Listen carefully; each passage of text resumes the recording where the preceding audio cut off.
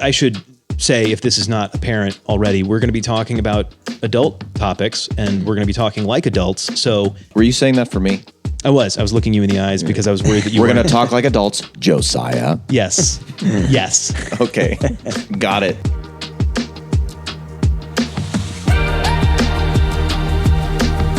This is Generation Health. Each week we bring you the latest in news, cutting-edge research, and time-tested best practices, helping you live a longer, healthier life.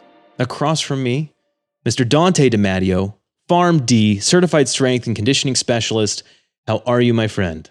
Doing well. How are you? I'm great. And behind the cameras over there, that's Josiah Schweinberg, our engineer extraordinaire on mic 3. How are you, my friend? Doing good. Happy to be here. I'm very glad. Happy to have another day. I'm happy you're here too. My name is Tyler Andrews, and this week, what are we talking about, Dante? The main focus for today will be on the pill. The pill. Hormonal birth control, as it were. Yes. Always a good thing to have 3 guys talking about. I was actually going to say that. Yeah. I mean, look, that's the reality is that's what we are. We're going to be limited in our scope as we are not women. We do not have firsthand experience. Someday there will be a hormonal birth control for men, and that's going to change a lot of things, but not yet. Anyway, first let me talk about a couple of items in the news recently. The FDA has approved a new drug called Bimzelx. I don't know how they name these things, but they're always exciting to figure out. Bimzelx treats moderate to severe plaque psoriasis in certain adults. This is a novel monoclonal antibody. You've heard those terms before. They're getting used all the time now. It selectively neutralizes these certain cytokines that set off the inflammation leading to that dry, itchy plaque skin. In its phase 3 trials, Bimzelx led to an 85 to 91% of patients having clear or almost clear skin by the 16-week mark. So if you have moderate to severe plaque psoriasis and have not found relief anywhere else, there are a couple of specific markers you have to hit in terms of treatability, but you should probably go check that out. Might work for you. And then we also wanted to note a certain anniversary. Not Dante's first anniversary, though that's just around the corner. You got plans? No. That's the wrong answer. We are going to host a get-together for New Year's Eve. Okay, all right. So that's the only thing Dante with having a New Year's wedding. Dante made his anniversary easy to remember because it's New Year's Eve, so that it's cheating. Mm-hmm. Frankly. Yeah, nice and easy to remember. When's your anniversary? December 4th. Nice. That's coming up too. It is. Or is it past? Past. Yeah. My anniversary, I have 2 of them, so I get to cheat too. June 16, August 3rd. Whew. What do you mean you have 2 of them? I have 2 of them. I can say this safely because my in-laws don't listen to the show. We eloped on June 16th. My dad is a preacher. He did the ceremony, and then we just went forward with the already planned church wedding in August. So we have 2 anniversaries. So you're doubly wed. Yeah, it's fantastic. Wow. It is. It's What's great. the real reason behind there? That's it. My wife's You just couldn't wait. I mean, it was part of it. That was part of it. Let's be honest. So in love. Her apartment lease was ending, and I was already in the house that we were going to be living in. And it was like, well, it was that, or she was going to move home with her mom for 2 months. And that was just not going to work well. So if your in-laws and your parents don't listen to the show, you can tell us, does it have anything to do with the main topic that we're talking about today? It should have, but I have 4 children. So that's what I'm saying. We had a lot to learn.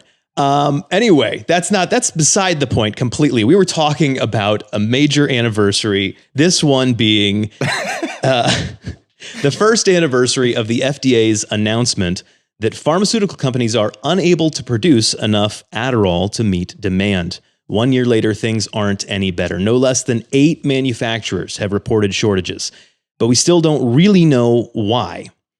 We know that ADHD diagnoses have certainly gone up, but not enough to account for the dramatic shortfalls that we're seeing. The FDA is without answers because the reporting standards of manufacturers don't require enough information for experts to actually figure out what is going on. While there are limits imposed by the DEA on companies, only about 70% of the amphetamines they are allowed to produce each year are actually coming to market. So, where are the rest? Nobody knows. And there are several plausible theories, including simple clerical error. But the bottom line is that many folks are running out of medication, and the medication that they rely on for day-to-day productivity, and there does not seem to be any end in sight because they don't know what is going on. So then I have to ask, Dante, what do you guys do as pharmacists when you don't have enough of something that is prescribed? When somebody comes to you with a prescription, do you just send them to another pharmacy? That would be a solution, potentially.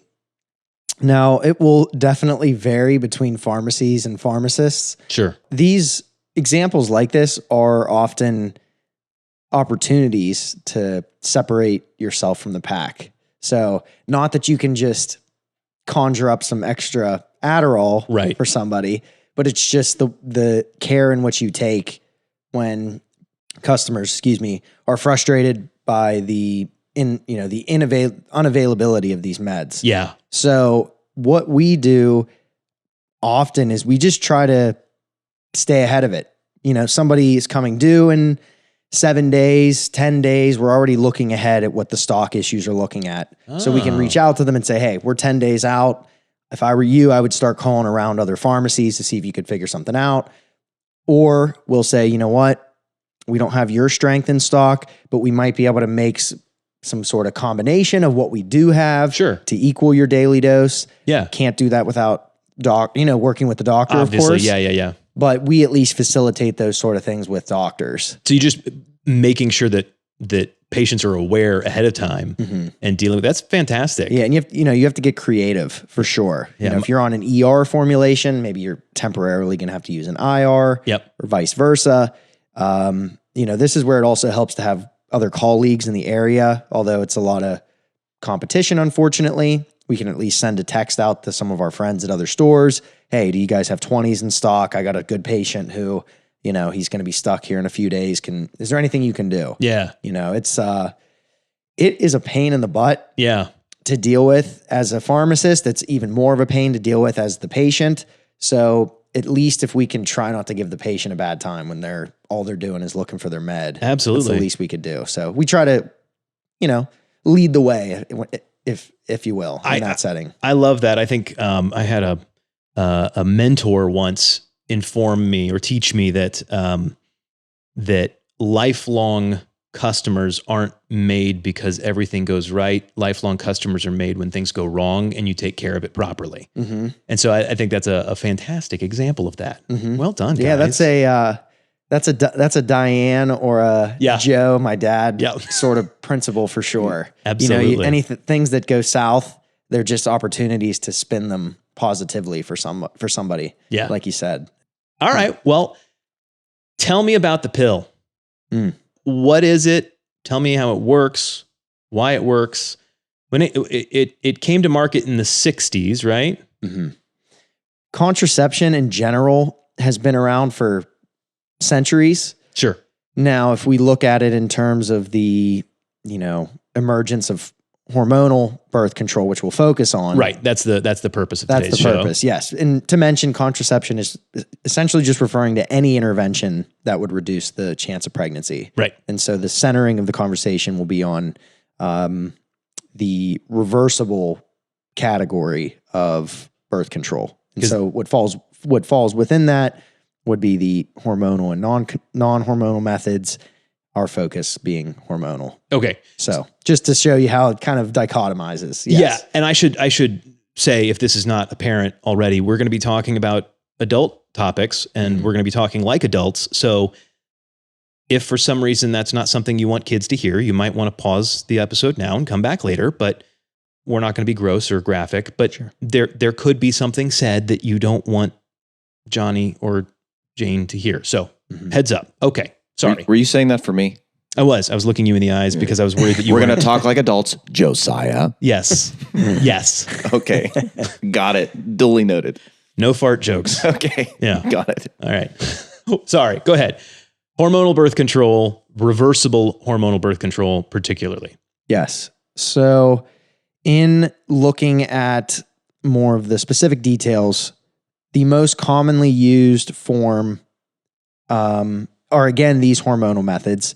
They comprise of anywhere from 21 to 25% of all contraceptive use. Okay. And so that's looking at all forms of contraception, hormonal methods. They max out at 25%. That's more than that's less than I would have thought. Okay. All Sure. right. But that, when you think about all the things that can encompass, Sure. it's a broad, I guess that makes it's a sense. huge category, People are more impulsive and hormonal birth control takes planning. It does. It's the only method of contraception that still requires a prescription. Now, there is now a new progestin-only birth control that eventually is going to be available over the counter, which is interesting. But we'll get there. Yes, we'll sort of get there. But that's interesting that you mentioned that, because that is certainly a barrier to get to somebody that would hope to get started on hormonal birth control. Yeah. So there are two other categories within this. And so we'll break it into the progestin-only versions and also the combined hormonal contraceptives, which is just a combination of progestin and estrogen components. Okay. The combined versions are the most common version. That's the original old school. It is. Yes, that was a combination of a synthetic estrogen and a synthetic progestin. Okay. Now, within that, there are different dosage forms that will contain various combinations of estrogen and progestin. So we see things like tablets, patches, IUDs or intrauterine devices. There are vaginal rings that work as well, injections, implantable devices. So this is something that has grown tremendously over the years to sort of accommodate all different preferences and schools of thought and levels of effectiveness and everything. If I'm going to get ahead of you, then correct me. How does it work? Why is it that the pill functions the way it does? And the pill, air quotes, in general, hormonal birth control, why does it work the way it does? How does it work? Hormonal birth control, basically, the way it works boils down to this main idea. Without ovulation, pregnancy cannot occur. How can we safely and reversibly prevent ovulation from occur is the question that, early researchers and drug developers were trying to answer. Yeah, those are key elements. Yes. And so the key thing to realize at home is that there's not these aren't necessarily functioning as ovulation inhibitors, let's just say. It's like this random chemical that just presses pause on ovulation and therefore makes me never able to get pregnant, and it stops the process in its tracks. All you're really doing is supplementing with hormones that your body is already producing. Right. Okay. There's synthetic versions of those hormones, and that's because the oral bioavailability is very low of the bioidentical versions in most cases. Mm-hmm. And so that's why you see, yes, you're taking a progestin component, but it's not called progesterone. We'll talk about some of those forms. Okay. But again, that's more to do with how can we enhance bioavailability? How can we enhance how well the body absorbs these? And so that's why the dosing you'll see is kind of all over the place. But yeah, that's why a lot of women, when they see their birth control pills, it's levonorgestrel or ethinyl estradiol. And it's like, well, I guess that's estrogen. I guess that's the progesterone component. Can be a little confusing, but we'll get to that. So these are naturally occurring hormones that you're supplementing with a synthetic version. Mm-hmm. Okay. So why does that prevent ovulation? Mm-hmm. So underpinning the menstrual cycle, the physical changes that are occurring is this continual positive and negative feedback loop that works in a cyclical fashion. Okay. The hormonal cycle. Yep. So by taking exogenous hormones, you're essentially telling your body that, hey, through the course of my cycle, I have adequate levels of these hormones. So on day 0, let's say you start taking it, You're taking your estrogen component, you're taking your progestin component, and you're just essentially telling the brain, hey, I have the requisite level of these hormones. And then once, as that proceeds, once you get into the stages post ovulation, it's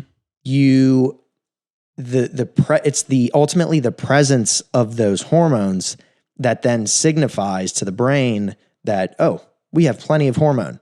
So I don't need to be increasing the amount of FSH or LH that's being released. And so those are the key hormones that allow a woman to ovulate. FSH and LH. Yes. So Okay. follicle stimulating hormone, luteinizing hormone. Okay. And it's ultimately the presence of these of estrogen and progesterone in the blood. That's basically, again, telling the brain that, hey, we're good. We can ramp down production of these things that are ultimately going to drive ovulation.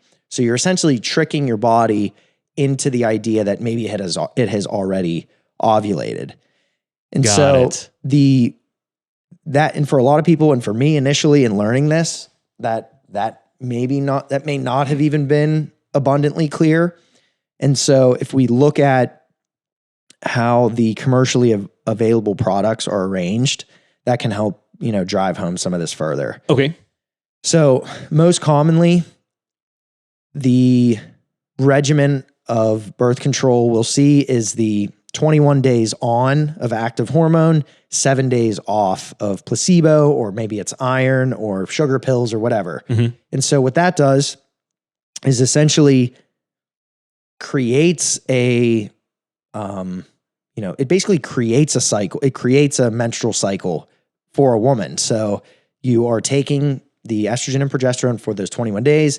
On day 22, you completely stop taking them. And so what that elicits is this stark drop off in sex hormone that then that's ultimately what triggers then the withdrawal bleeding that is seen in the normal menstrual cycle. Okay. So it's helpful to it's helpful to think of it as almost, that you're just mimicking a cycle. It's not necessarily how maybe your body would naturally be cycling. Right. It's just that because you are consistent, boom, take away the exogenous hormone. There's a stark drop off because your body's not necessarily producing it the same way. Right. And then boom, it triggers the menstrual cycle. And then after those, it triggers menses. After the 7 days of placebo, you start taking the active pills again. And then you start to see this rise again in hormone. So does that mean that if a woman were to just take the active hormones 24/7, that she would never menstruate? That's a great question. And so, yes. Okay. So we talked about the most common form. The other forms would be extended use or continuous use. What you're referring to would be a continuous use regimen. Oh, that is a thing. That's a thing. Okay. And so you can be prescribed a product that maps it out for you that way, that you just get 84 active pills or 90 active pills or whatever. Or if you were on a 21 day on, 7 day off regimen, you could theoretically skip the 7 days, skip the inactive days. But then what happens is then you're getting it filled early. You're running out of pills quicker. Sure. And so you're better off kind of picking an option that already has it laid out for you that way. Yeah. Talking to your doctor if you want it different. Yeah. Okay. And so the other option, sort of the secondary option to that, instead of continuous use, would be this extended use. And so what you can do is, instead of 21 on, 7 off, you can do 24 on and 4 off. So you can limit the amount of days of menses. And so for a lot of women, that's very attractive if they have very unpleasant side effects as a result of menses. These are appealing ways that you can tailor it to yourself. Or what you can do is you could take 2 to 3 months of continuous active pills, and then you have 1 week off every 3 months, let's say. Okay. So instead of completely eliminating it, you have just eliminated it, to a quarterly basis. Sure. Basically. So there's Fascinating. Are It's a all lot. these, I was going to say fascinating was the exact word I was going to use. So are all these options patient like specific? Like, Great. hey, they need this amount of, whatever, if it's progestin, or like they need this amount. So then it's 21 days. So if there's different options like that, and the placebo pills, those are just, hey, you need to stop taking this amount of hormones. So we're going to give you these pills, keep up with them just to keep in the routine of it. That's what you mean by placebo pills? Exactly. They don't have it's not hormonal. It's not progestin. It's not any of that. It's just for the sake of staying on regimen or staying on schedule or routine, take these. And so that's why there's an option not to take them. Exactly. Yeah, exactly. This is And so wild. now, and what they'll also do is on the placebo week or the placebo 4 days or whatever, placebo, it's not really placebo. What they'll have is iron as a component of that, because there are women who have heavier menstrual bleeds. And so, they're predisposed to anemia. Yep. And by increasing the iron on those days off, it can help combat any issues. And so then that. all of these are, so to the point of all these are then very patient specific due to if it's iron deficiency or some of those other things, which Yes. makes it interesting. And I'm not going to jump ahead. I'm just curious now to the end about the over-the-counter stuff, how they do that if it's so patient specific. But we'll get there. Sorry. Yeah, I think that you're not, I'm locked yeah, in. you're, I'm yeah, locked you're in here. jumping ahead a little bit, but I think that if we don't revisit that idea, a lot of the importance of this conversation gets lost. It's not that there's one, yes, there are set dosing, there are set kind of types of products that are out there. There's not like 5 million options, but there are plenty of things that you can do. And there's plenty of ways that, oh, you know what? This initial product that we chose didn't work well for me. I noticed that there were these side effects, or I have this sort of menstrual bleeding pattern. Maybe we can try something like that. So yes, it is 100% patient centered, and that it's just like you don't just throw an option at it and move on. It often does take some revisiting. The whole concept still is very fascinating. Hey, your body has this plan for a cycle, and we're just going to trick with a whole different plan that kind of Short circuit it. Yeah, is the same. You're still like Dante said, you're still mimicking a plan. It's just a different plan. Yeah. Okay, so other than progestin and estrogen, what else is there anything else in most hormonal birth control? Those are the two main forms. Okay. Those are the two main active ingredients. Right. And so again, we have progestin only versions, which are going to be appealing for different reasons, different side effect profile. There are some women who don't desire to have the estrogen component. It's the estrogen component that is often more linked with more serious side effects. Those such as the venous thromboembolisms or VTEs, which refer to DVTs and pulmonary embolisms. I'm Which nodding my head like I know what you're talking about. which is the main issue, essentially blood clots. Oh, okay, yeah. Which, a lot of times they can be treated. A lot of times they can lead to very serious issues. Yeah. And so, Josiah, in addition to there being tons of different options, I think that this is really what is addressed first before deciding if you're even a candidate. So the CDC has a whole separate classification system. They have four ratings, 1 through 4. 1 is lowest risk, no issue.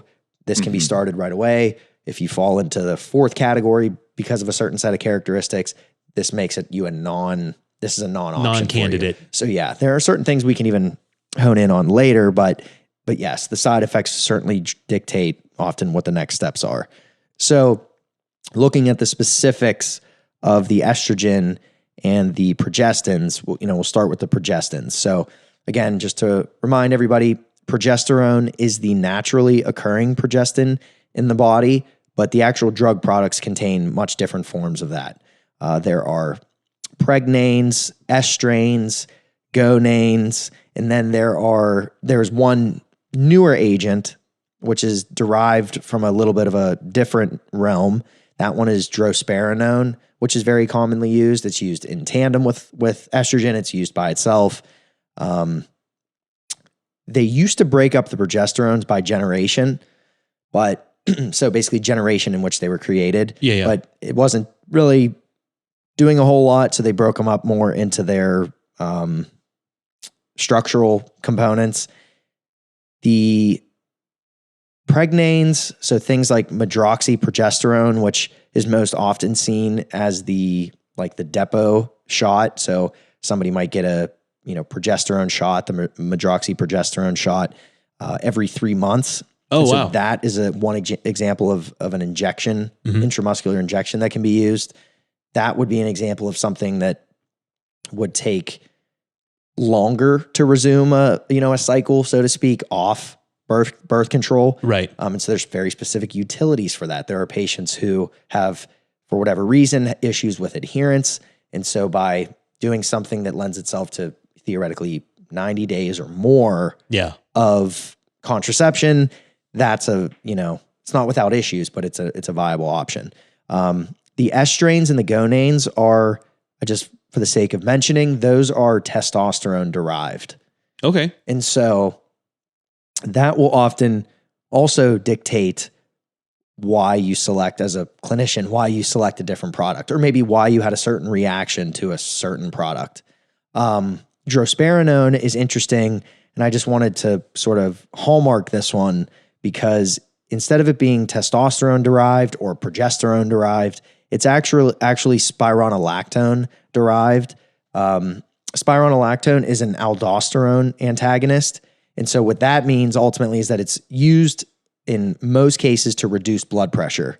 So aldosterone normally in the body will lend itself to it's a hormone. It lends itself to an increase in sodium and decreases, or it increases sodium and increases potassium secretion as well. Now, by blocking aldosterone, you decrease the amount of sodium that's reabsorbed and you increase the amount of potassium that's absorbed as well. Thereby reducing blood pressure. Yeah, I could have said that a lot cleaner, but yes, I get it. And so in addition to that sort of mechanism, the spironolactone derived agent is also anti-androgenic, meaning it essentially just has testosterone blocking capabilities. And so there are certain women that for whatever reason, they're just predisposed to, more acne or, symptoms of body hair, those sorts of issues. We're talking about like PCOS? PCOS would be an example. Okay. Yes. And so we'll talk more about the non-contraceptive benefits, but if you sort of understand what the drug is doing, that ultimately can explain why you might use it for some of these other reasons. But the anti-androgenic effects lend itself to, why this one's used more often than not anymore. It does more closely resemble bioidentical progesterone as well. And so I think as you see with time, they've improved the molecular structure and they've improved all the different angles in which they work of the progesterone agents. But I know there's still a lot of people that have issues with them for multitude of reasons. But again, this is just more or less to hallmark how and why agents are selected. Okay. The estrogens are pretty simple. Just to refresh, the three major forms of estrogen naturally occurring in the body are E1, E2, and E3, estrone, estradiol, and estriol. The estrogen components in the drug products, you will sometimes just see estradiol, bioidentical, but mainly you will see ethinyl estradiol, which is often abbreviated EE. I didn't even realize that there were different forms of estrogen. I thought that was it, that estrogen was the hormone. Right. Wow. Okay. Right. And so again, a lot of it just has to do with, how bioavailable is this? Can the body absorb this? Is it safe? Is it how do we metabolize it? So, they selected these for a reason. This episode is going to be called 3 Dudes Learn About Birth Control. Yeah. I know. Yeah. All right.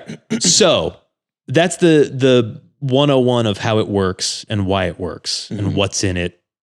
And you said the variations, there's pill, there's IUD, there's the ring, there's implants, there's shots. Yeah. All used for different folks for different reasons, just personal preference largely. Mm-hmm. Is there any reason other than contraception why someone would want to use the pill? Or air quotes, the pill? Mm-hmm. So the short answer is yes. A lot of times it's for both, for both purposes. Sure. But yes, there are plenty of instances where again, if we look at it this way, some supplementation of exogenous hormones would be beneficial. So as I explain these, if you're sort of just thinking about, okay, how are these working? Why are they working? Then it'll help you understand where these non-contraceptive benefits come from. So we'll just list some of them. Firstly, depending on the agent, this can restore a normal menstrual cycle. Mm-hmm. For a woman who is dealing with PCOS, which is hallmarked by cycle irregularity. Yeah. This can help jumpstart that again. In the same sense, if somebody is amenorrheic or who is without menses, and that is what they desire, or that's what they wish to kickstart, then in the same sense, that's why you would want to restart. That's where you would be restoring a menstrual cycle. The second would be it can actually increase SHBG, or sex hormone binding globulin. Okay. It's a carrier protein that's synthesized in the liver, which ultimately lowers free testosterone in the blood. So if you think about the term, it is just this particle that floats around in the blood, and it's able to pull up some of this excess testosterone, in this case, from floating around, or free testosterone. So again, for women who, I sort of link this with the PCOS conversation, oftentimes that's one of the sort of the drivers of those symptoms. So if we can decrease some of that free testosterone by supplementing with the estrogen and progesterone, that makes sense. It increases that specific carrier protein. And it's mainly through the estrogen component.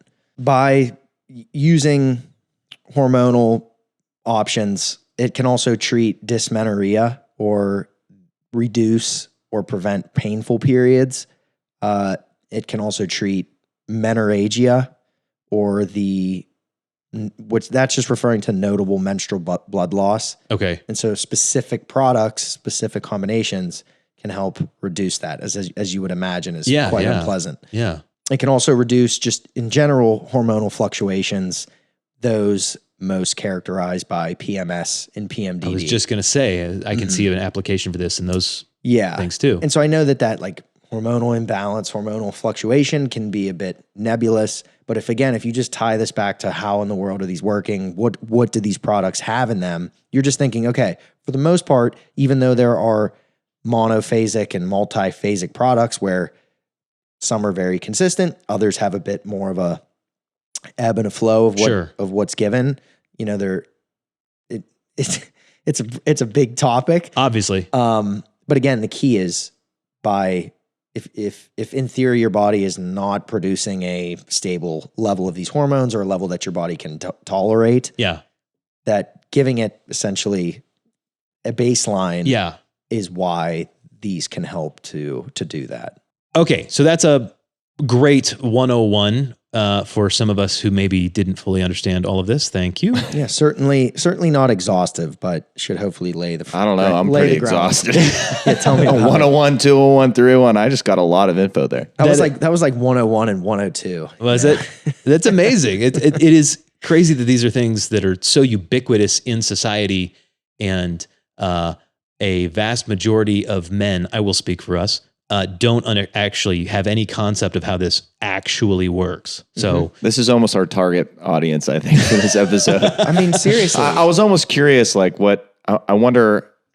Who are we trying to talk to? Well, no, and this is meant. Yeah, women are sitting there like. Well, that's what I was gonna say, and this is meant as no like slight, but like I'm curious how many women fully understand this whole process. Yeah, because and again, speaking on behalf of men here, like this is probably beneficial and more targeted towards men who, their partner is on this, or their spouse or whomever, and they don't fully understand. It's like, hey, I can listen to these guys, but also like from all of that, I wonder how many women who begin this and the doctor's like, hey, you need this level of progestin, or and we're going to prescribe you this, like how much they actually know about I had no idea the loop between the brain Yeah. like signaling the rest of the body. This is very educational for all of us. I don't always learn things on the episodes, but I'm learning a lot today. So, having said all of that, we've got the basics of how it works. When you mess with hormones, things don't always go as planned, and there are plenty of unintended consequences that can occur. Mm-hmm. I know for a long time, at least in my understanding, the pill was presented as a completely side effect free. It was all sunshine and roses. There were no downsides at all to taking these because your body already makes it. So what's the problem? But in the last, 50, 60 years, we've found that's not the case, correct?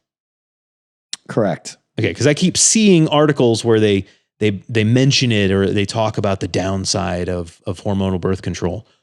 What are the side effects that can come up that we're not interested in having, that are the negatives of this? I know I mentioned earlier to Josiah that there is basically, it's called a USMEC, the United States Medical Eligibility Criteria for combined hormonal contraceptives. And so the best way to get a feel for some of these negative side effects is to look at those who it might be contraindicated for. And so we could start there. So sure. In category 4, where there is unacceptable health risk in this case, one of the biggest themes that you'll see is anything that has anything to do with, issues with hemostatic parameters. That is what they call it. So any person who has a history of VTE or blood clots or cardiovascular disease, things that are in that realm, you're going to more often see in category 3 or 4. Okay. So the hormonal contraceptives, they're contraindicated in those with thrombogenic mutations, and there's a whole listing of those. Contraindicated in those with history of VTEs or DVTs, very high risk. Those with a history of coronary artery disease, diabetes with complications, complicated valvular disease, so like pulmonary hypertension or AFib. There are even more. Okay. There are even more, but that's one of the biggest issues. It doesn't happen to every single person, certainly, and you're more at risk if you meet some of those criteria, but it certainly can happen to anybody. So it sounds like it can happen, and if it happens to the wrong person, that's a really, really bad thing. For sure. So for those reasons, anybody with those risk factors, they just say, don't even do it. Look elsewhere. So what other side effects? You were talking about the fourth class of people who just shouldn't do it because of blood clotting issues. Are there any others? Yeah. The best way to look at these, we could list 100 million different things. Sure. Honestly. Yeah. We had a professor in school who broke out some of the adverse effects by looking at what we think is happening with the fluctuations in hormones. So, for example, what I'm saying is somebody who starts a birth control, we're looking at somebody who we now think has too much estrogen. Okay. Maybe it was too high of an estrogen product, or they're having side effects that lend itself to increased estrogen. Nausea, breast tenderness, increase in blood pressure, melasma, and headache. Mm-hmm. On the flip side, if we look at someone who we think there was maybe too little estrogen, we see early or mid-cycle breakthrough bleeding. And so that's often an issue, a potential drawback of a progestin-only product. Obviously, there's no estrogen component, so you might have to switch gears in that case.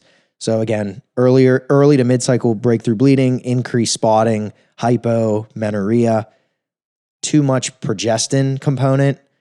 We'll also see breast tenderness, headache, fatigue, and more changes in mood in this case. All right. The other aspect would be to look at somebody who is showing too much of an androgen response or having androgenic effects. That's testosterone, right? Mm-hmm. Okay. Increased appetite, weight gain, acne, oily skin, hirsutism, and even changes in blood lipids. Got it. So that's like the most broad way to look at the side effects. There are the potential for a lot of side effects. Yeah. Now, I think there's a statistic that 60% of those using hormonal birth control will discontinue their use within the first 3 cycles. And so that's maybe an access issue, a pain in the butt to get back to the pharmacy. Maybe they didn't get a 90-day supply, or maybe they had breast tenderness and nausea that was just intolerable for them. Right. So the key is that there's no shortage of issue, but a lot of these can be managed before maybe pulling the plug altogether if this is still something that based on your preferences and your background and in your shared sort of decision making with your doctor, if you still feel like it's something you want to pursue, there could be other options. There's a bunch of options. Fair enough. And okay. so again, it's like we mentioned at the outset, what you do from there is dictated on the specific product. What generation or what classification of progestin does it have? Is it this type of ethinyl estradiol? Could you start on a lower one? Could you maybe switch to a continuous cycle? Yeah. There are many options. The other thing I want to mention is, maybe some of the more lower issue side effects. It's recommended to wear sunscreen. These can cause photosensitivity, rashes, that sort of thing. You should probably wear sunscreen anyway. Try to avoid tanning beds. I know that's maybe challenging. Yeah. The other aspect, not to lose sight of VTEs and how serious that can be. There are some things that you can look for that might indicate if you're experiencing that phenomena. Okay. So, abdominal pain might potentially warrant further investigation. Right. There's a potential for even pancreatitis. There's a potential for gallbladder disease in some extreme cases. Chest pain, shortness of breath. That would be most indicative of pulmonary embolism, so a clot in the lungs. Severe headaches is something to be mindful of, especially if you're not something you've experienced before. Eye problems, blurred vision, flashing lights, blindness. Very, very serious things. Severe leg pain, almost localized leg pain in the calf or in the quad or somewhere in the lower extremities. Those are kind of more or less safety precautions. That makes sense. If you cut off blood supply, it's going to have a lot of downsides. Wow. Okay. All right. Other than VTEs, what else we got? Is there? I know that I saw one report talking about breast cancer. I know I've seen a couple of things recently talking about depression. Mm-hmm. What's going on with that? Yeah. So there's actually in terms of cancer, as always, you have to look at the specific cancer that we're referring to. Breast cancer is one example where if you currently have breast cancer, it's an absolute contraindication for you to go on hormonal birth control. Because that's is it HER2 positive breast cancer that you take an agent to block estrogen production? That would definitely play a role. Okay. Yes. So this is why you would. Okay. Got it. Ultimately, yes. And just to mention, there's less of a risk for if you're on birth control for an extended period of time. There's actually a lowered risk for endometrial cancers and ovarian cancer. Oh. So just to kind of spin that the other way. But yes, breast cancer is something to absolutely be mindful of. History of breast cancer. Now, there is some nuance to that as well. I would say that, if you have a family history of breast cancer, I don't believe that it necessarily makes you absolutely not a candidate. But all of these sorts of things are addressed when deciding if this is an option. Okay, so there is an increase in breast cancer risk. Are we talking like a 10-fold increase, or are we talking about a marginal increase? The whole way to square this cancer circle, so to speak, the combined options, they actually have a protective effect against endometrial and ovarian cancer, but they are associated with the increased risk of breast cancer diagnosis in current or recent users within the past 6 months, for example. The incidence is 68 cases per 100,000 person years, compared with 55 cases per 100,000 non-user years. Okay, so 68 versus 55. So it's an increased risk, but it's not an enormously increased risk. And upon cessation, upon stopping using it within about 6 months, your risk goes back to what it was before? Right. Okay. And additionally, there are no associations of past contraceptive use with increased rates of cancer, and there is no association of past contraceptive use and mortality.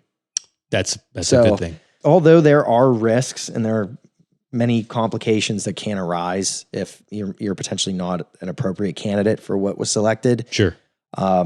It's still something for the vast majority that can be safe and effective. Sure.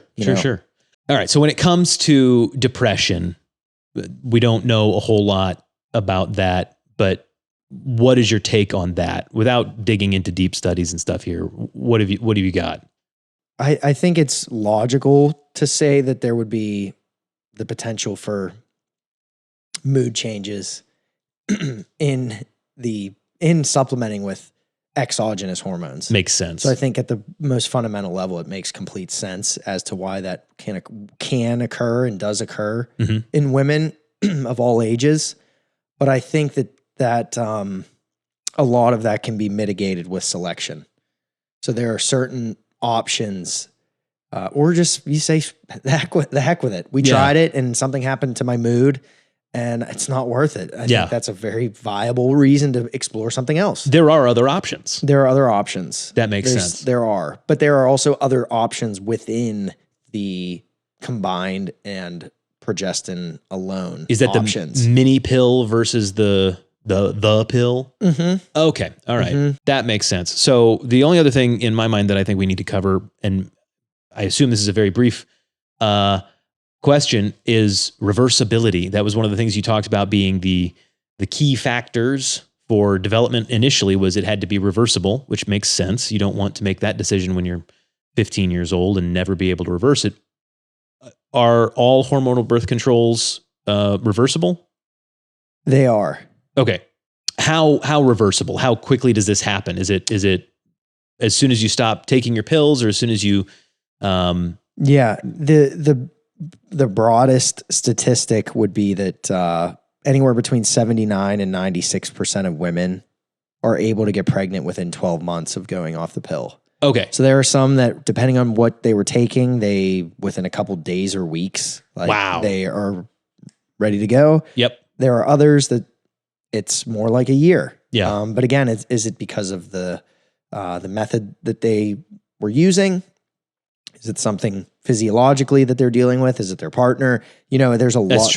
There's a lot at play. But in general, for the most part, kind of no matter what anybody tells you, you're generally okay as far as fertility goes if you have been taking birth control, even if you've taken it for a long time. Within a year, almost everybody will be back to baseline. Yeah, there's nothing strong enough to suggest that it's causing long-term fertility or infertility. And at 60 years in, we would probably have some data to back that up if that was the case. Okay. Yeah, that makes sense. And a lot of it, even looking at a lot of the different adverse effects over time, from even the very first rendition of the first 1960 hormonal birth control, they've reduced the doses of each of those components substantially over time.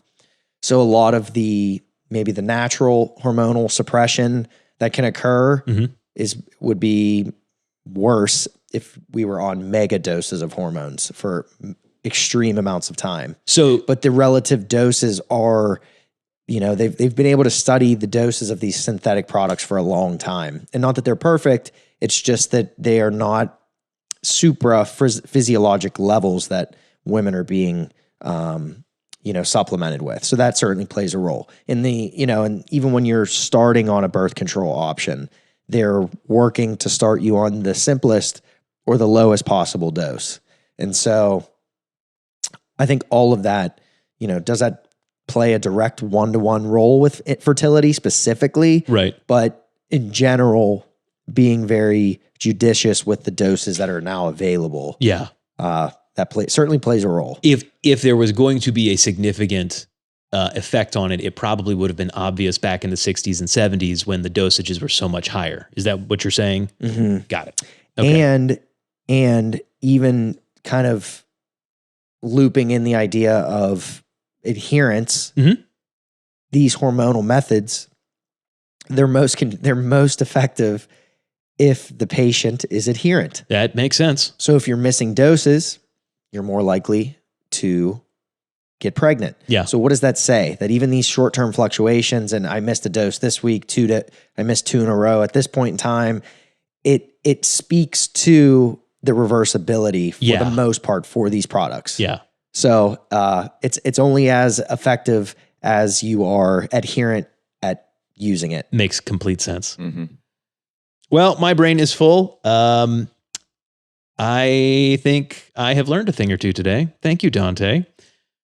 All of our products are available on our website. We didn't mention any of them today, but if you're looking for anything to supplement with, go to our website, askjoedimatteo.com, askjoedimatteo.com. That is also where you can sign up for our newsletter. That is the best way to stay in touch with us. All the social medias and all those things are fun, but they tend to have algorithms that don't really like us. So sign up for the newsletter so you can find out when things go on sale, when we have new episodes coming out every Tuesday. Go check that out. It's also where you find products. You can also find the original show that started all of this, the Ask Joe DiMatteo show. If you have any questions, we want to hear them. Questions at askjoedimatteo.com. Email us there. Show notes are going to be available down below in the show notes area. And if you learned anything from this episode or past episodes, if you're like us and learned a couple things, give us a thumbs up, give us a 5-star rating on iTunes, anywhere you can. We need that help. And share the show with somebody else who needs to know these things. That is the best way for us to grow, is if you personally share the show with somebody else as a recommendation. Thank you so, so much. Thank you, Dante. Thank you, Josiah, engineer. Thank you to Michael Deppish, the editor. Thank you to Joyce Gibb, our nurse practitioner. She handles private consultations. Thank you for Diane Silverman, who handles all the product and the website. Terry does scheduling. Cecilia does distribution. My name is Tyler Andrews, and that's it for us this week. Thanks so much.